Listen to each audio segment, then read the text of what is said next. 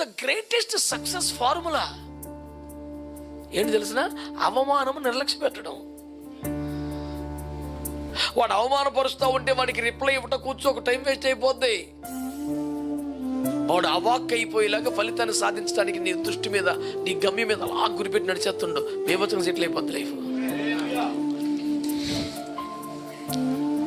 ఏమంటే అవమానం నిర్లక్ష్యం చేసేయమంటున్నావు, సిలువను సహించేయమంటున్నావు, తిరస్కారాన్ని ఓర్చుకోమని ఏం చేయాలి?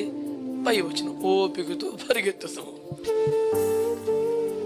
That is success formula. 4 ముక్కల వల్ల మీ దృష్టికి చెప్తే నాకు దేవుడు నన్ను పంపించింది. ఒక్కటి అవమానాన్ని నిర్లక్ష్యమైనాడు, అది చాలా అవమానం ఇచ్చాడన్న లైట్ తీసుకో. ఫలితంతో సేవ చెప్తాం వాడికి. ఎందుకు వదిలేదాన్ని?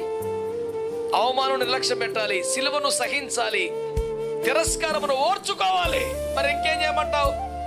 ఓపికతో పరిగెత్తాలి. దేనికోసం? మన ఎదుటకు ఆనందం ఉంది, మన ఎదుట బహుమానం ఉంది, మనకు ఒక సింహాసనం ఉంది, మనకు